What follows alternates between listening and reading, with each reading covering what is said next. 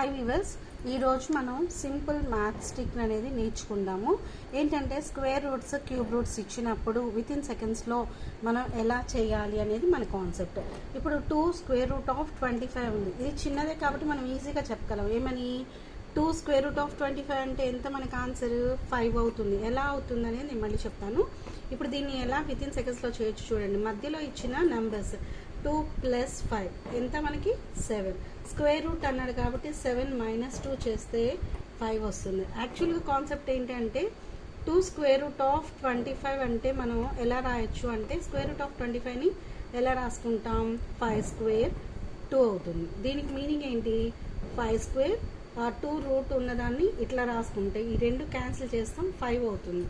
ఇది కొంచెం time process. ఎందుకు అంటే మనకి కరెక్ట్ స్క్వేర్ రూట్స్ అనేవి మనకి వచ్చి ఉండాలి.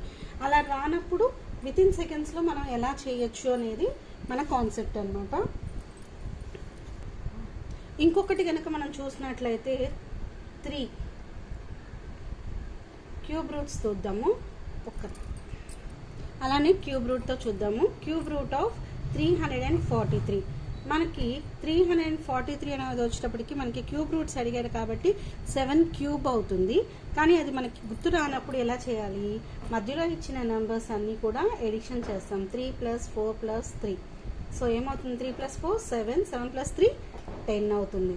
మనం ఇక్కడ క్యూబ్ రూట్ అని ఇచ్చాడు కాబట్టి ఏం చేయాలి, 10 - 3 దట్ ఈస్ ఈక్వల్ టు 7. అలానే ఇంకొకటి చూద్దాం. క్యూబ్ రూట్ ఆఫ్ 125 ఏం చేయాలి, మధ్యలో ఉన్న నెంబర్స్ అన్నీ కూడా ప్లస్ చేయాలి. 1 + 2 + 5, 1 + 2 3, 3 + 5 8, 8 - 3 దట్ ఈస్ ఈక్వల్ టు 5. అలానే స్క్వేర్ రూట్స్ చూద్దాం. 2 square root of 64, 6 + 4 that is equal to 10, - 2 is equal to 8.